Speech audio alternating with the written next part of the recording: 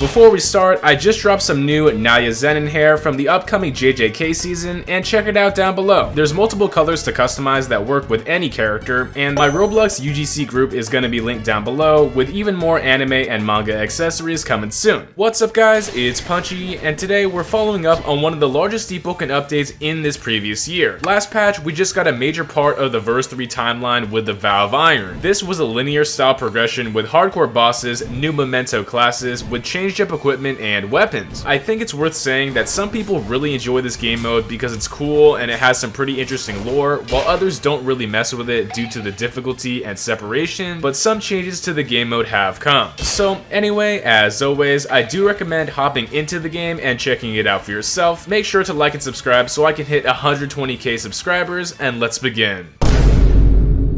Beginning today with a new starter memento for the Vow of Iron, we have the Spear Dancer. So, using either a spear or a twin blade, these guys are all about their range and their weapon tip or hitbox. With Dancer's Gios, the tip of our weapon deals bonus damage, but regular attacks are nerfed. So the buff here is sizable, but you gotta understand your range if you really want to get cooking. There's a visual that indicates if your range is accurate and if it isn't landing within the edge of your hitbox, so keep that in mind. Dancer's Sting also buffs up your tip or hitbox, dealing chip damage and pen on a hit. You really want to be landing those hits because it's almost essential for maintaining your high DPS. So the talent Gaybilde, I think that's what it's called, backstabs also count as the tip of your weapon and deal that bonus as well. It's solid for boss fights if you can actually rotate around them, and decent against enemies at mid-range. With the talent 2 left feet, posture breaking opponents gives you a bonus pen on regular attacks, but this, it's just decent. There's not too much to say about this except it bypasses more resistance. Now with Gadirg, if you proc bleed on an enemy in any case and strike them with the tip of your spear, the bleed is going to extend and repeat. This can be pretty crazy for output, especially against those bosses that don't really move, and your DPS is going to be nice if you keep the bleed cycle going. With Dancer's Impale, if you hit an enemy after dodging, you deal bleed damage right after, and otherwise you deal chip damage if it already had innate bleed. It's decent for catching enemies, but it's really going to be great for actually activating Deer. The talent Dancer's Beat replaces your initial vent with a buff. You increase the speed and stats of your next light attack, but if it whiffs, your end lag is punished as well, so make sure you're landing your hits. This buff can also work with criticals with Kick the Beat. There's also a talent that just gives this hyper armor, and it's pretty good since you can tank an attack and just parry out of a combo.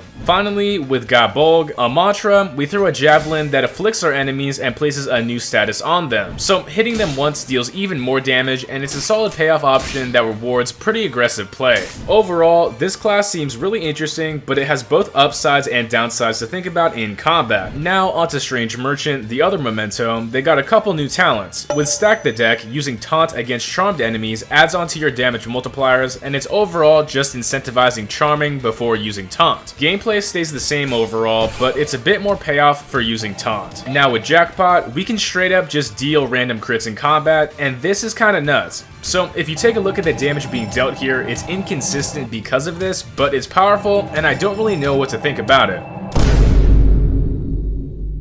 To start off with some visual changes to some of the content in the Iron Vow, the LEVIT race has finally received some new customization. In this patch, there's a few new aspect racial variants that change up the color schemes for this race, and they're pretty clean. I'm pretty sure in the following updates we'll see even more polish and additions for the LEVIT Rabbit race, but for now it's only limited to the Vow of Iron game mode. As far as gameplay is concerned with the LEVIT, you can no longer use your retrograde reversal mid-action, meaning it has a little bit of restriction before it can be used. Being able to set a checkpoint and rewind your HP to that point was already busted enough for PvE and PvP, but this change nerfs retrograde and irons out some of the bugs since you can't do this mid-action. Another cool visual change that's kinda related to the LEVIT is the cosmetic rework to Strange Merchant. The Vow of Iron memento spawns in with a magic coffin, and previously it was pretty basic, nothing too crazy, but in this patch I think they cooked. With a new matching color scheme, this magic coffin has more ornamentation and drip. It's overall just crazier than the old one. The Strange Merchant class, all about gambling, that stands apart by itself, but now they stand apart from the rest with their magic coffin.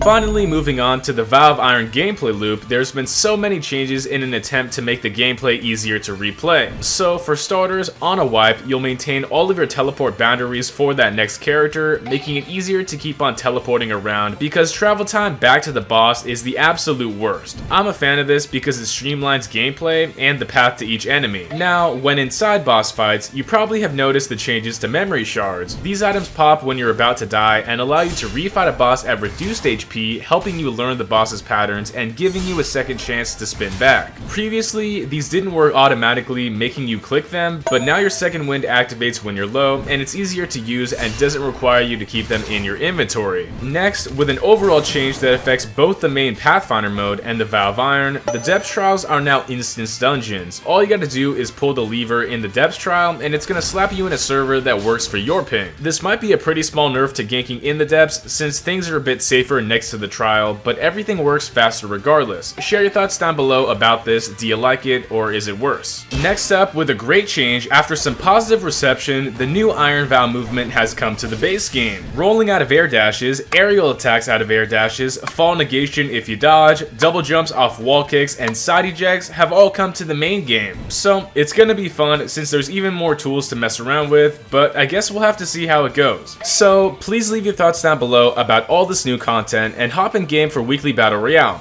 So the devs are always asking for feedback, and this helps them out. Thanks once again to all the supporters who motivate me daily and directly help out this channel. If you want to join as a member, go down below, but besides that, my personal Discord, guild Discord, and my UGC group are all linked, so check them out. Thanks once again, and make sure to like and subscribe. It's punchin' time.